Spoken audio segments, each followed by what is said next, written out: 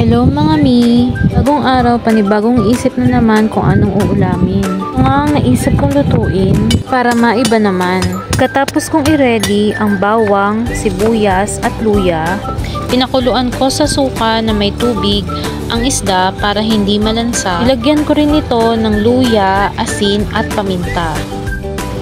Habang niluluto ko ang isda sa suka, pinrito ko na rin ang talong na ilalagay ko sa ulam.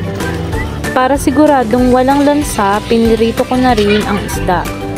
After kong mai-ready ang lahat, ginisa ko na ang bawang, sibuyas at luya. Sinunod ko na ang gata na nabili ko. Tinimplahan ko na rin ng paminta, betchin at asin.